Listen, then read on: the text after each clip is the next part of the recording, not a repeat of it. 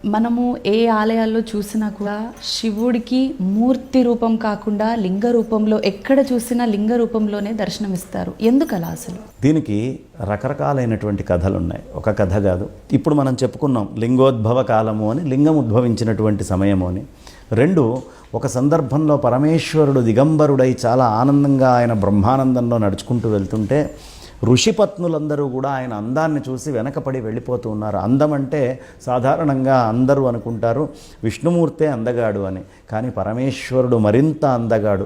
ఎంత స్ఫటిక వర్ణంలో ఆయన శరీరం ఉంటుందంటే తెల్లటి ఛాయతోటి ఉంటారు స్వామి. అలాగే కంఠము పూర్తిగా నల్లగా ఉంటుంది ఆయనకి. అది కేవలం మనందరినీ బ్రోయడానికి ఆయన విషాన్ని చక్కగా ఆనందంగా స్వీకరించారు. మిగతా వాళ్ళందరూ మణులు, రత్నాలు, రాసులు, అమ్మవార్లు వస్తే తీసుకున్నారు, కానీ విషాన్ని ఎవరు తీసుకుంటారు అంటే ఆ భోలాశంకరుడు తీసుకున్నాడు. కాబట్టి ఆ భోలాశంకరుడు గరళకంఠుడు. ఆ కంఠం ఒక్కటే నీలంగా ఉంటుంది, మిగతా శరీరం అంతా కూడా చాలా ఎంత తెల్లటి ఛాయ అయ్యా అంటే అమ్మవారు వెళ్ళి అలా ముందర నిల్చుంటే ఆవిడ యొక్క ముఖార విందము ఆయన ఛాతీ లోపల అలా బింబంలాగా కనిపిస్తుందట, బొట్టు సర్దుకోవడానికి. అంతటి అందగాడు ఆ పరమేశ్వరుడు. అంతటి అందంగా ఉండేటటువంటి ఆ పరమేశ్వరుడు అంత మహత్తరమైన రూపంతో నడుచుకుంటూ వెళ్తుంటే ఋషిపత్నులు వెంటబడ్డారు. వీడెవడో మన పత్నులందరినీ వీడు భ్రమ పెట్టి తీసుకొని వెళ్తున్నాడని ఋషులు భ్రమలోకి వెళ్ళి వచ్చినవాడు పరమేశ్వరుడని గుర్తించక శపించారు, నీ లింగం తెగి కింద పడుగాక అని. అలా ఒక్కసారిగా ఆ లింగము తెగి కింద పడిపోవటం, ఆ తర్వాత ఆయన పరమేశ్వరుడని తెలిసి దేవతలందరూ వచ్చి చెప్పేటప్పటికి ఆ అపరాధాన్ని క్షమించమని వేడుకోగా ఆయన ఆనందించి ఇవాల్టి నుంచి నాకు లింగ పూజలే జరుగుతాయి అని చెప్పి శివలింగ పూజలు అనేటటువంటిది ఆరంభం అవటము అనేది జరిగింది. కానీ ఇందులో సంకేతం అది కాదు. మనం తెలుసుకోవాల్సినటువంటిది బ్రహ్మాండం అంతా ఒక అద్భుతమైనటువంటి రచన. అండము అంటారు, బ్రహ్మము అండము అంటే ఎలిప్టికల్ షేప్లో ఉంటుంది బ్రహ్మాండం అంతా కూడా. ఈ ఎలిప్టికల్ షేప్లో ఉండేటటువంటి బ్రహ్మాండాన్ని మొత్తాన్ని మనం కొలవగలమా? బ్రహ్మాండం అంటే ఏంటి? తస్మాద్వా ఏతస్మాద్ ఆత్మన ఆకాశ సంభూత ఆకాశాద్వాయు వాయోరగ్ని అగ్నేరాప అద్భ్యః పృథివీ పృథివ్యా ఓషధయ ఓషధీభ్యోన్నం అన్నాత్ పురుష. ఇది కదా మంత్రము.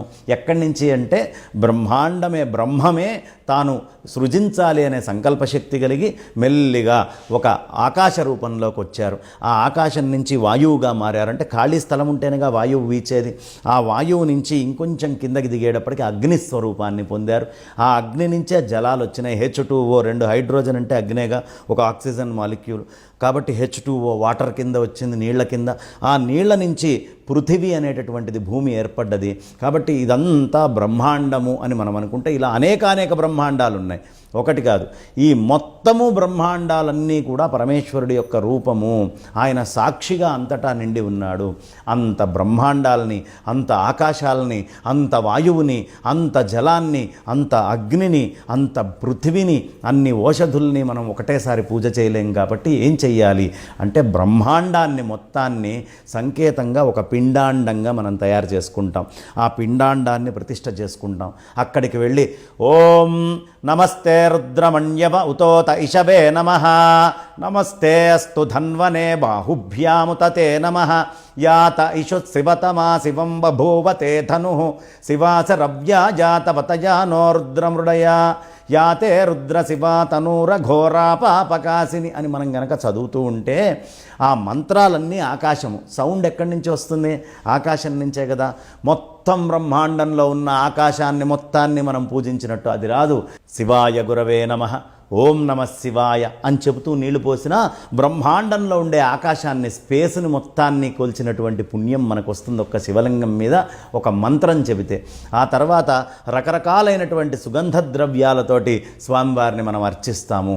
ఈ సుగంధ ద్రవ్యాలన్నీ వాయువుకి సంకేతము. బ్రహ్మాండమంతా నిండి ఉన్నటువంటి వాయువుకి సంకేతం. స్వామివారికి కొన్ని సుగంధ ద్రవ్యాలు కనుక మనం వేసినట్లయితే బ్రహ్మాండంలో ఉండే వాయువులన్నిటినీ మనం పూజించిన వాళ్ళం అవుతాం.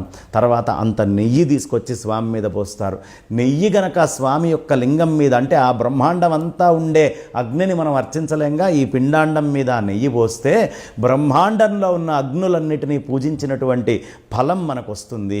ఆ తర్వాత అన్ని జలం గనక తీసుకొచ్చి పోస్తే, అన్ని పాలో ఏ ద్రవ పదార్థం పోసినా బ్రహ్మాండంలో ఉండే జలాలు జలసారాలు అన్నిటినీ కూడా మనం అర్చించినటువంటి పుణ్యం వస్తుంది.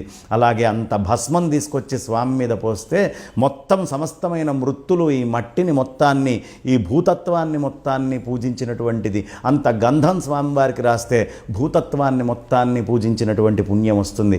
ఇక వట్టివేళ్ళు, మిగతా శర్కరము ఇవన్నీ తీసుకొచ్చి అర్చన చేస్తే పృథివీ భూమి మీద ఉన్నటువంటి ఓషధులన్నీ కూడా, పండ్ల రసాలు అన్నిటినీ తెచ్చి చేస్తాం కదా, ఓషధులన్నిటినీ పూజ చేయాలి అంటే ఏం చేయక్కర్లేదు, తీసుకొచ్చి శివలింగం మీద కాసిని పండ్ల రసాలు అవి పోస్తే, నారికేళ ఫలాలు రసాలు పోస్తే మొత్తం బ్రహ్మాండంలో ఉండే ఓషధులన్నిటినీ పూజ చేసినటువంటి ఫలం మనకు వస్తుంది. కాబట్టి మనం ఆకాశ, వాయు, జల, అగ్ని, జల, పృథువుల్ని, ఓషధుల్ని పూజ చేయాలంటే చిన్న శివలింగం పిండాండం మీద చేస్తే గనక మొత్తం బ్రహ్మాండాన్ని, ఎవడు ఈ బ్రహ్మాండాన్ని మొత్తాన్ని పూజించాలనుకుంటున్నాడో వాడు చేయాల్సిన పని. ఎందుకంటే బ్రహ్మాండం అంతా కూడా పరమేశ్వరుడి యొక్క రచన, ఆయనలోంచే ఉద్భవించి వచ్చింది. ఆయనకి ఈ బ్రహ్మాండానికి తేడా లేదు. మళ్ళీ కలిసిపోయేటప్పుడు కూడా రెండు ఒకటే. ఎలా అంటే నీళ్లలో బుడగ లేచిందనుకోండి, నీళ్ళకేమైనా నష్టమా? ఏమీ లేదు. ఆ బుడగ పగిలిపోతే నీళ్ళకేమైనా నష్టమా? ఏమీ లేదు. అలాగే ఆయనలో నుంచే ఈ అద్భుతమైన బ్రహ్మాండము అనే రచన అయింది. మళ్ళీ ఈ బ్రహ్మాండం అంతా ఆయనలోనే లయమవుతుంది. కాబట్టి ఈ విధంగా పరమేశ్వరుడి యొక్క లింగాన్ని కనుక మనం అర్చిస్తే మొత్తం బ్రహ్మాండాలన్నిటినీ కూడా మనం అర్చించినటువంటి ఫలం మనకు కలుగుతుంది. కాబట్టే శివలింగ పూజ అనేది చాలా విశేషంగా మన పెద్దలు మనకి తెలియపరచడం జరిగిందమ్మా.